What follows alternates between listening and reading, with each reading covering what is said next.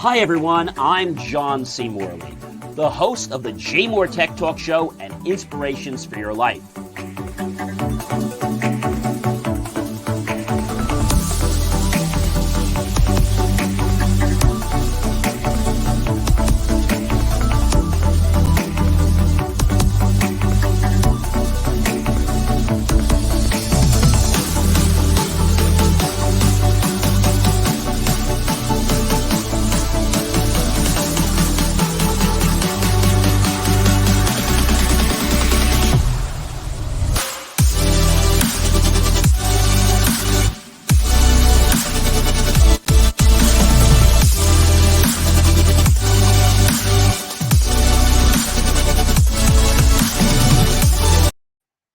Well, hey everyone, it is John C. Morley here, and welcome to another fine edition of the JMOR Tech Talk Show. Can you believe it, everyone? We are on just the second to last Friday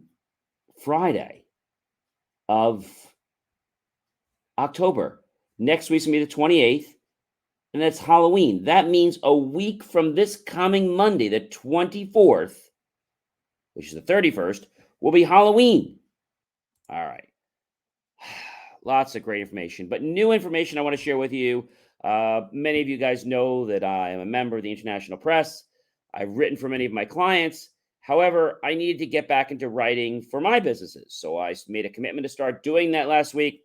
And every week I write now close to 3 or 4 articles, about 600 to 1,200 words. Definitely check that out at believemeachieve.com. There's so much great information that you're going to want to check it out and soak up all the great knowledge. Subscribe to the newsletter on LinkedIn and whatnot. All right, so before we get into our topic, I want to let you know that we have been looking for more guests, but I want to share with you that we just don't want any guests on the show. We want guests that understand this is about value. This is about education. And if you understand that, then you know the kind of guests that we're looking for. We're looking for guests that want to make a difference in people's lives, but are not looking to sell something or hard sell something. If you're looking to do that, our production team is probably going to just reject your application. So if you have something serious, you can go to jmor.com, click on reach out today, and apply, because we'd love to talk to you if you have something important you'd like to share that's educational and a non-sales delivery. All right, let's get into what we got to talk about. Our first topic for the evening is, yes, ladies and gentlemen, I've got it for you. Here it comes. Texas sues Google over biometrics. What the heck is this all about? This is a breaking story. And apparently, Google had been collecting biometric data from Texas citizens. And this included also voice prints and records of face geometry with their Nest smart home gadgets. And the services, including Google Photos and Google Assistant. Paxton says that Google faces penalties up to, ladies and gentlemen, get this, $25,000 per violation. And quoting, Paxton says millions of Texans are likely affected. So Texas is also leading 9 other states in an antitrust case that says Google is monopolizing online advertising.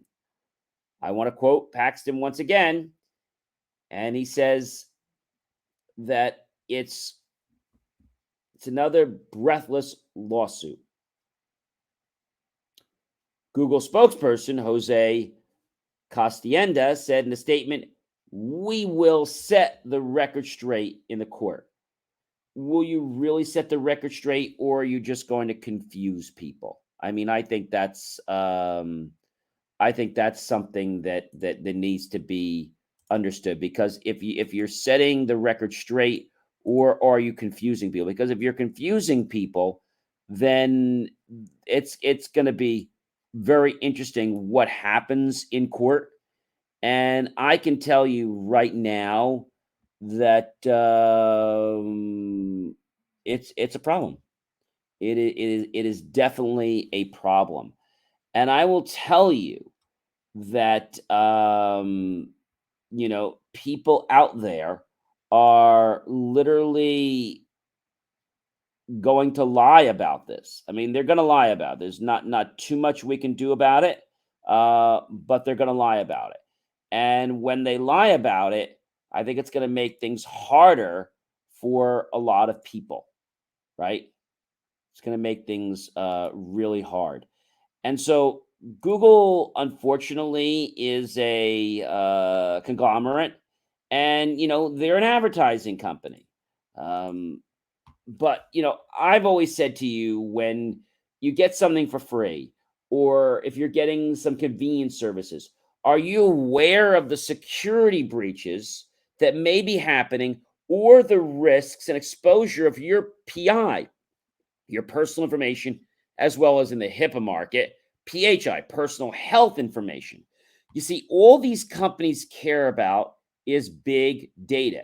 They care about the fact that they're going to make billions of dollars off of your data.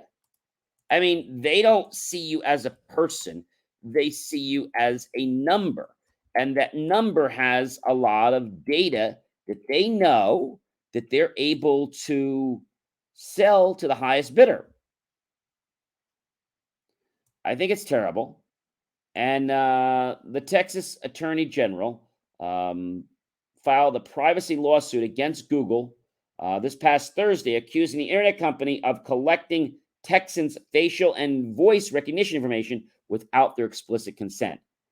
This man, known as Ken Paxton, the state attorney general, said that Google had violated a state consumer protection law that requires companies to inform citizens and get their consent before capturing their biometric identifiers, such as fingerprints, voice prints, and, I quote, a record of hand or face geometry. So violators of the law will face penalties up to $25,000 per violation.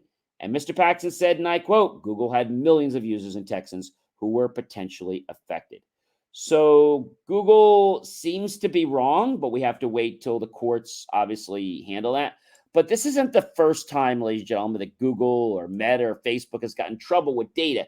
And I think it just comes down to the fact that, can they get away with this? And if they get away with it, are they going to keep getting away with it, or are they going to get more than a slap? Because, $25,000, I'll be honest with you, that may not be enough money to say to Google or to Meta or any of these companies that they did something wrong.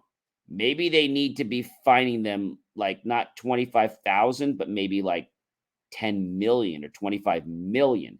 I think then maybe it might sink in. And I know with these bigger companies, millions mean more than thousands. And if we see the same effort happening with these big companies, then we need to turn it into billions. I'm really serious about this, because they think because they have a few extra dollars that they can abuse the population. They can abuse us. They can abuse the data. They can misrepresent it. They can confuse it. They can say it wasn't indexed right. They can say all kinds of crazy things. But at the end of the day, they're lying. They're lying through their teeth. They know they're lying.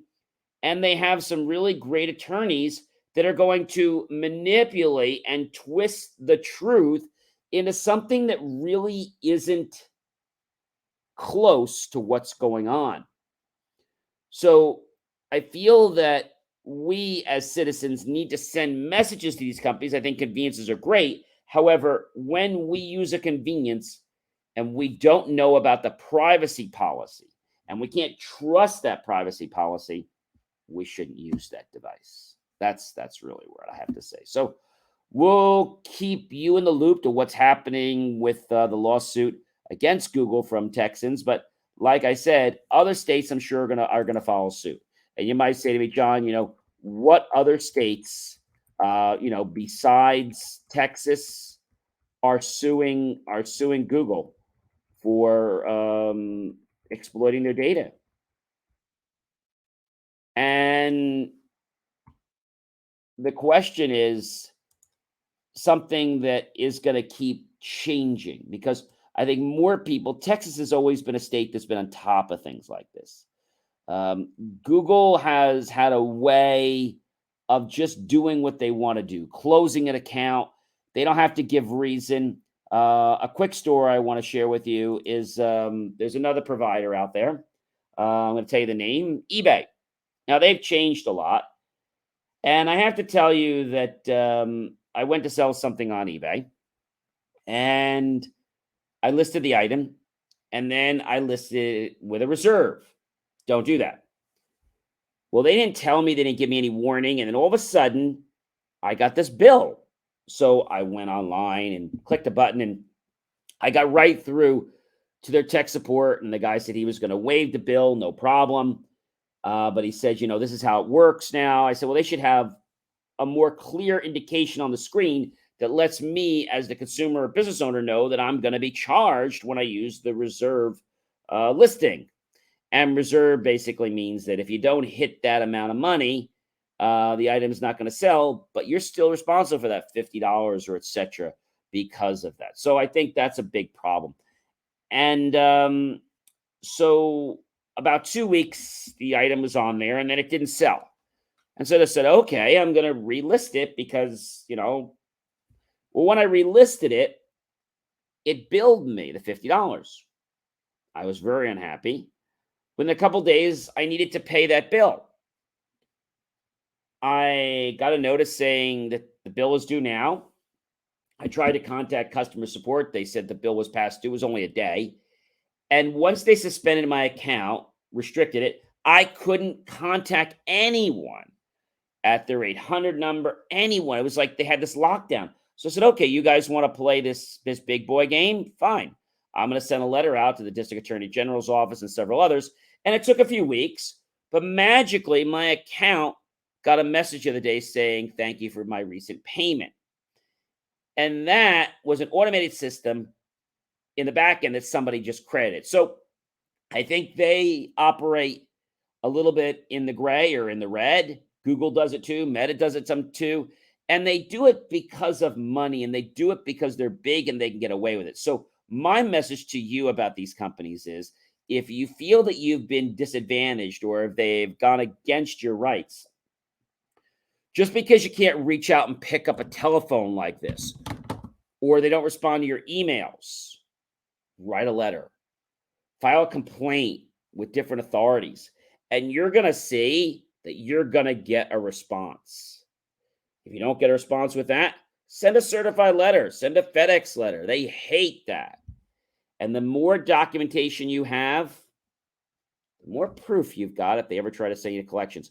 And the thing that really got me annoyed is that a week before I had sent the letter out, actually I did it online, but when I was going to do this, they said the thing was past due, and I sent an email, and they said, oh, we're going to go ahead and credit your account.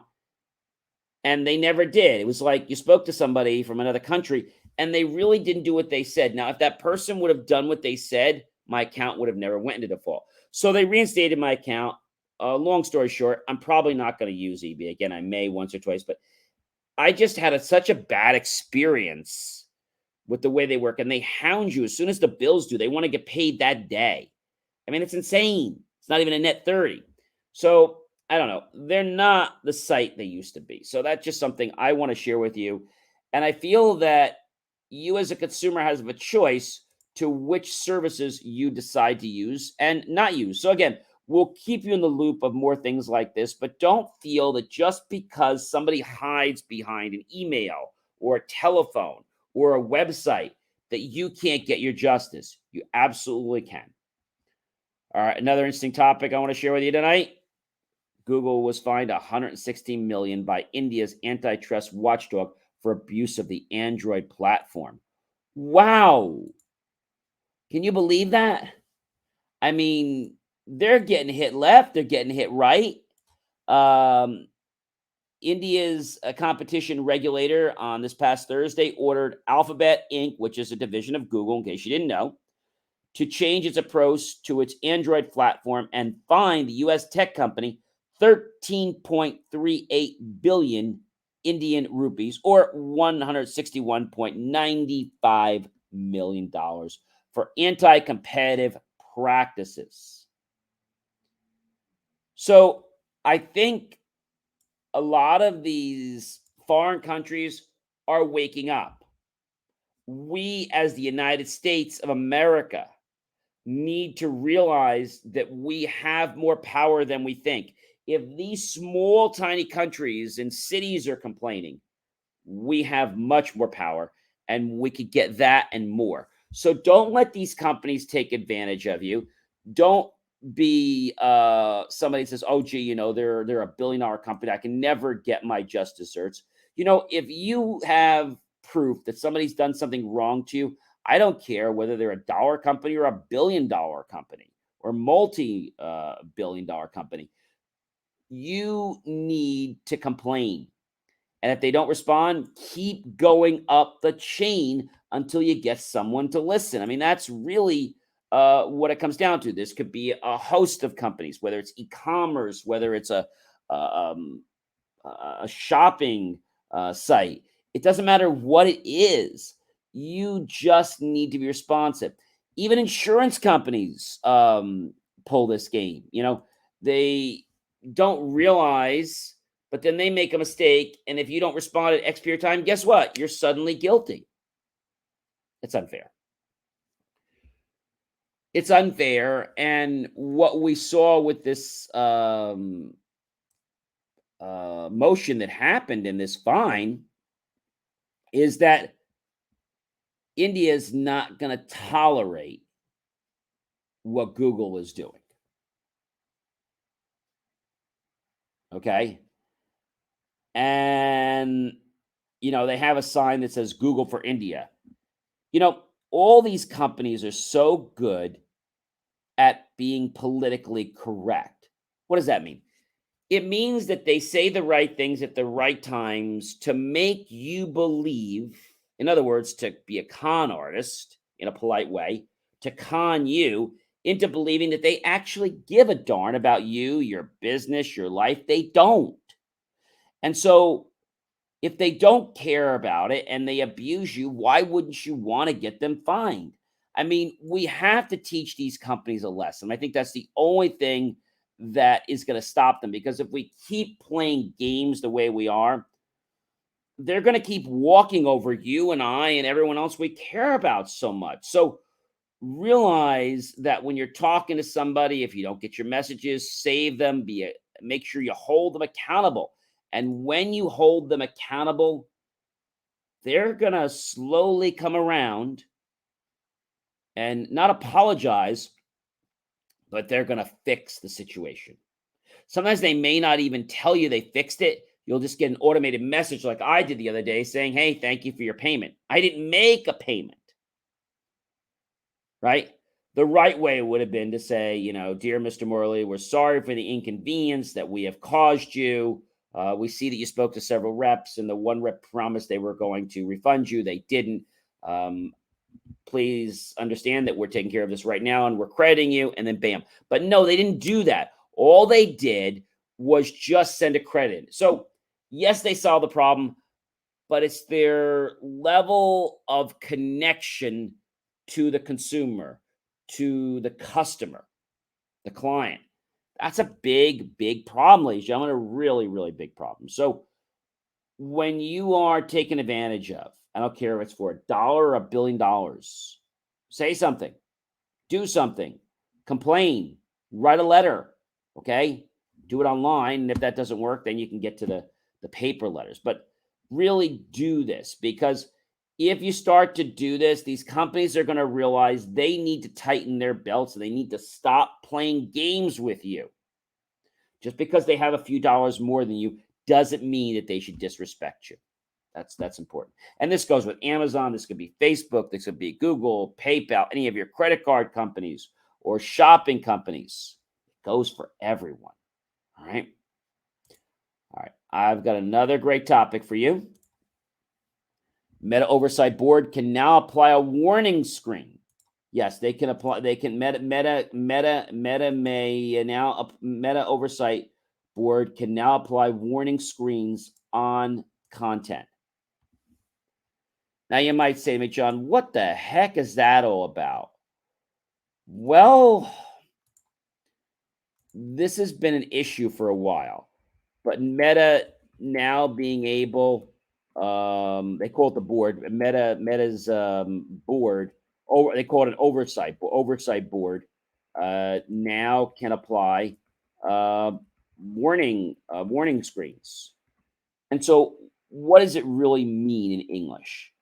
So, when there's content that might be considered disturbing or disruptive to you, they can put a warning.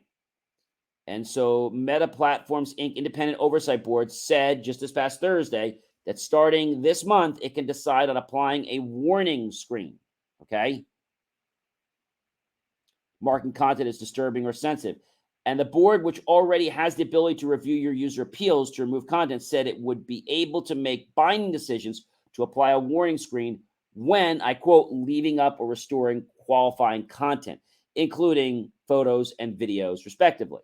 So, quote unquote, since we started accepting appeals 2 years ago, we have received nearly 2 million appeals from users around the world, the board report said.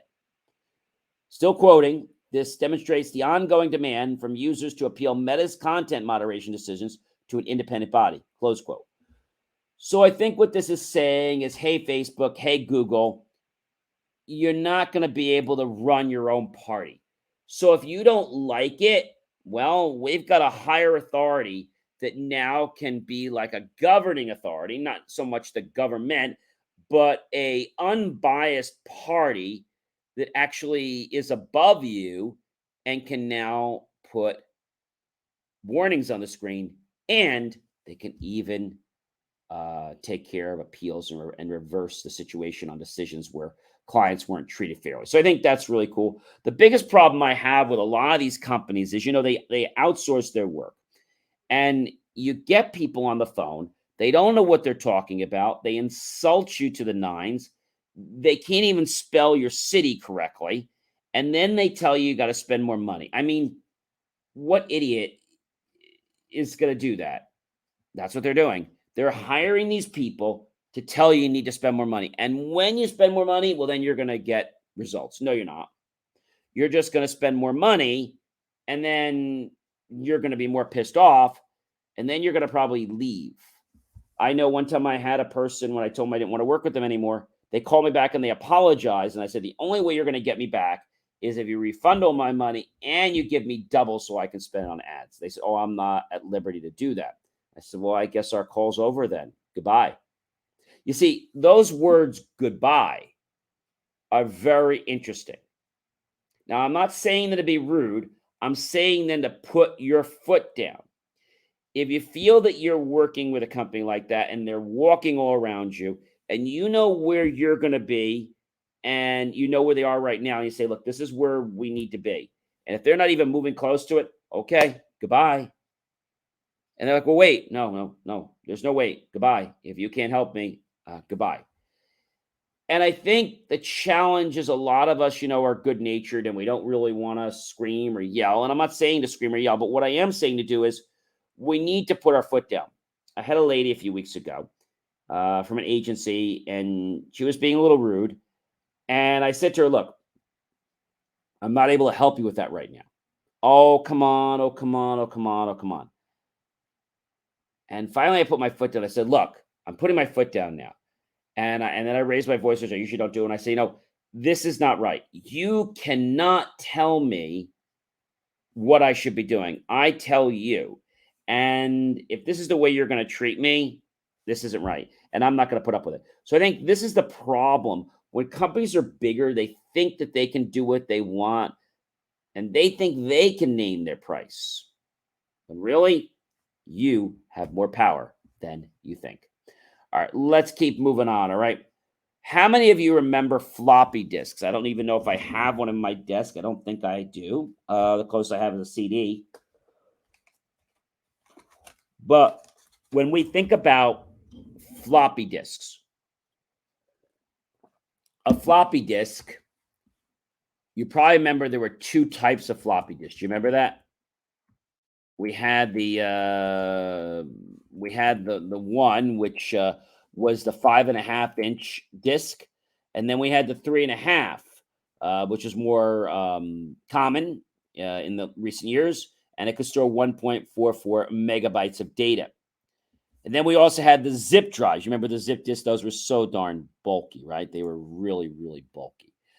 So floppy disks or floppy diskette um, is now obsolete. And it was composed of a thin and flexible disk of magnetic storage medium in a square or nearly square plastic enclosure that was lined with fabric that removes the dust particles from the spinning disk. And floppy disks basically were there to store digital data, and they could be read and written when the disk was inserted into a floppy disk drive called an FDD. And that was connected to the inside of your computer, or was externally, depending on what computer you had and type.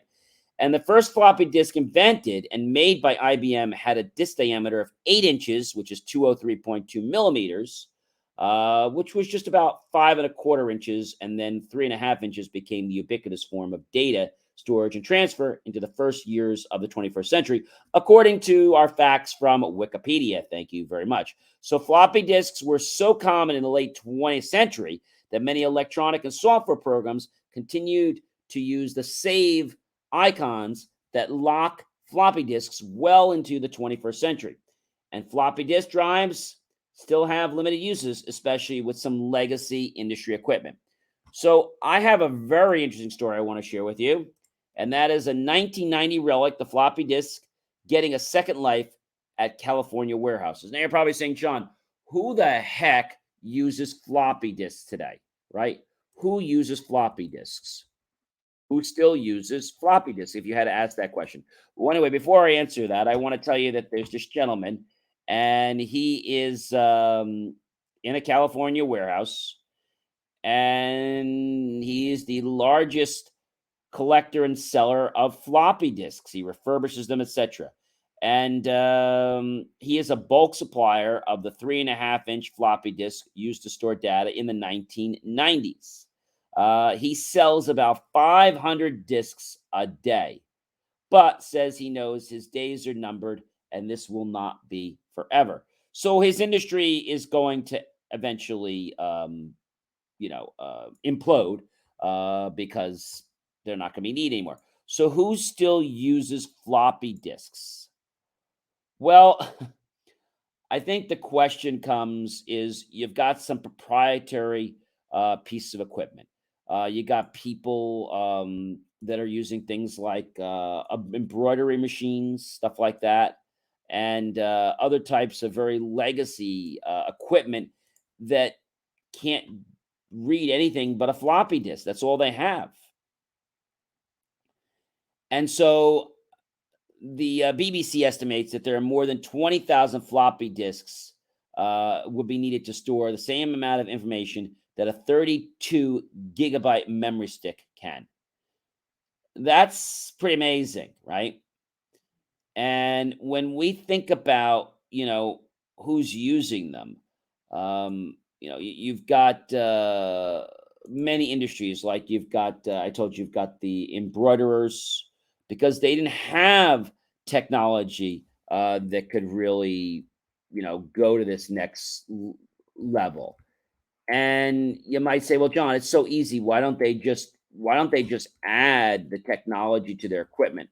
Well, it's not so easy because the equipment's very old, and this is on equipment that people don't want to buy brand new machines. And you're talking about machines that could range anywhere from 5,000 to $20,000. And unfortunately, gentlemen, they don't have anything if but a floppy disk. And this might sound a little crazy, but I have to tell you that floppy disks still have a purpose in our world. They still have a purpose. And that purpose is to be able to store small amounts of data on legacy equipment, right? Legacy equipment still uses floppy disks. Did you know that? You've got medical equipment now, not new medical equipment, but a lot of the old ones still use floppy disks. And the interesting thing is that floppy disks are very inexpensive. Okay. But they're still used a lot. Did you know that ATM and legacy cash transaction systems are still running with floppy disks? That's pretty cool. Now, you might say to me, John, why the heck are we still using floppy disks? And where do we stand? Well, they've been around for a very long time. And while the average user might not have any cause to even think about buying a floppy disk, there are a lot of people who just cannot live without them. They're in a real demand for certain types of equipment. Mostly manufacturers have stopped producing them, but there's this one group that still uses them. And the floppy disk might seem like something better than for the 1990s. But the thing is, floppy disks just have a very minimal purpose. And so, you're talking about legacy machines, you're talking about, you know, machines that have no way to store things except for a floppy disks. And so the question might come down is, if you asked me right now, John, what equipment still uses floppy disks today? And I would have to tell you that, we've got things like the ATM machine, we've got the embroidery machines. You want to really laugh? The U.S. nuclear force still uses floppy disks.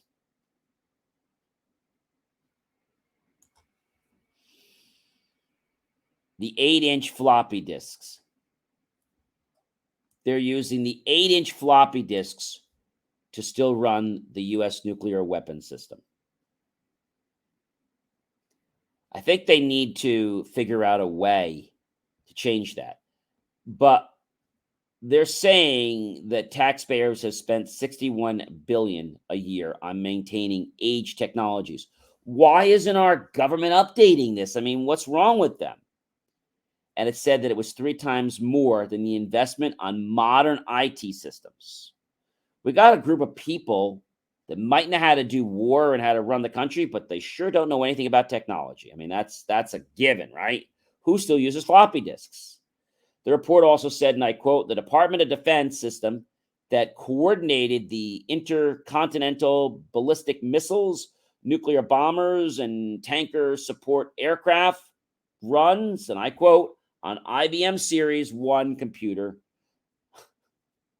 a 1970 computing system using 8-inch floppy disks. An IBM Series 1 computer runs the system that manages tankers and ballistic missiles. Is there something wrong with that picture? Or am I just like asking something that's not really right? And to give you an understanding of what a Series 1 IBM is, you've got your CRT, which is your screen.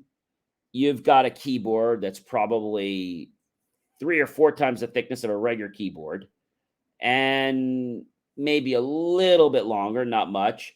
The keys are very different than your regular keys that you have, as they have more tactility to them.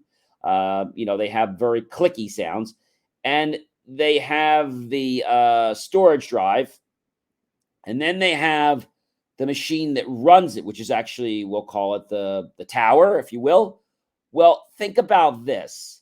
The tower is a little bigger than your refrigerator. All right. And it is about 3 times the size of a typical tower, medium tower, going from left to right. That's a pretty big machine. So you need a lot of room for this. And the printer is ancient. But the issue comes down to the fact that they don't want to write new code for a new system. And they say the system remains in use, and I quote, in short, because it still works. And the Pentagon spokeswoman, Lieutenant Colonel Valerie Henderson, told the AFP News the system remains in use because, in short, it still works. And I know this might sound very frustrating. Diskette or disks became popular in the 1970s. A standard 8-inch 200 millimeter floppy disk had 237.25 kilobits of storage space, enough for 15 seconds of audio. Wow. Not really worth much. And you would need more than 130,000 8-inch floppy disks to store 32 gigabytes of information, the size of an average memory stick. In the 1990s, the 3.5 floppy became the norm with a 1.44 megabyte of memory. Dell stopped making computers with inbuilt floppy disks in 2003, and very few manufacturers still make them. They're still in use in some 1990s technical equipment that are too valuable to scrap. So you can buy a floppy disk pretty expensively. So you might say to me, John, can you get like a cheap floppy disk? So floppy disks are not that expensive. But what about the drive? Well, a floppy disk drive, okay, is not that easy to come by. It really isn't. Floppy disks are easier. You can get an external USB external floppy drive. But what about an internal floppy drive? You can still get them, yes, like on Amazon and stuff like that. And I remember because this brings back memories. The typical 1.44 floppy drive, okay, when it was more in its prime, was probably around, I'm going to say, if I had to guess, it was probably around $50. Okay. They have them used, okay, for $39. Then after they went several years, and then it was like 3 or 4 years before they're becoming obsolete, you could buy them for $25. They had 2 connectors, one which was the standard connector, which was for your power. And, you know, they had the four pin male connector. And then they had the other connector, which would be, your floppy, your FTDD connector. But the USB drives, get this, you can buy a USB external floppy drive for under $20. So you might be asking me, John, how much is a floppy disk? Well, right now, you can actually buy floppy disks in a pack, a 50 pack, for $49.95. You might say, gee, that doesn't sound too bad, right? $49.95. And you divide that, ladies and gentlemen, by 50. That means you're paying basically about 999 cents per disc. So just under $1. And the thing about floppy disks is they have the little metal slider. So when you put it in the drive, it had a spring, so it would go to the left and then it would be open. It was kind of a way of keeping that area safe. But sometimes those metal things would break off, And then there was also a nub on the side, like a little stub. And when you push that nub, you could lock the drive so that nothing could write to it, but it could always read. So very, very interesting. But floppy drives are definitely on the way out. I know I don't use them, but when would I need to use them? I guess if I had a very specific application for a proprietary piece of equipment and I had to get data into it, and it didn't have a USB port and had an FDD controller, then I guess I'd have to use a floppy drive. So you have to realize, though, that if you have a USB and they don't have USB, that's not going to be enough. So you have to find, yes, ladies and gentlemen, you have to find an internal floppy drive. They're not too easy to come by, ladies and gentlemen. An internal floppy drive. I didn't say a USB drive. I said an internal floppy drive. An internal floppy drive, okay, right now you can get a Sony internal floppy drive. Now they're charging a lot more money. They're charging $100. That's almost twice what I was paying for floppy drives over 10, 15 years ago. And the thing about this is that, so Sony is still making them. And there's another company that does emulators. And the reason they're making them is very simple. They know that there's a need for them on certain machines, right? Certain machines still use floppy disks. And it's a very inexpensive medium, but I think they're worried about, putting more technology to be able to use things like USB. And so Sony manufactured the world's last new floppy disks back in 2011. But the product's longevity and reusability have withstood modernization in Japan. So they have fund managers using this. They're even using this on financial systems. I can't believe I've even seen these in some old, I'm going to say, digital signage systems. And that goes back quite a bit. Definitely goes back quite a bit. All right, I have one more important story to share with you guys tonight, and that is, everybody ready for it? Uber launches advertising unit to let marketers target ads based on where you go. This is interesting. So we're all familiar with Uber, Lyft, and those type of services. Well, imagine now using your app and you say you're going somewhere. They're going to start showing you, let's say, attractions or restaurants or things that are going to be where you're traveling to. So if you're, let's say, taking your Uber, your Lyft, and you're going to a place 10 or 15 minutes away, it's going to show you place over there. Now, right now, it's only Uber that's doing it, but I suspect that Lyft will be doing it soon. I also believe, I think this is coming, that we're going to start to see advertising in the back of the Uber and Lyft vehicles. I think that's coming. And the nice thing about that for them is that they can just push advertisers on and off there without having to spend a lot of time, especially because it's digital, a whole digital network. They could put you on there for 10 minutes, an hour. They could push you out wherever you want to be. You could pay more money in prime time, or what they call basically their rush time. The surge is what they call it. So really some interesting things. Ladies and gentlemen, I hope you have enjoyed this great edition of the JMOR Tech Talk Show. We have one more week to be together, which is next week for the month of October, and then it will be time to say Happy Halloween.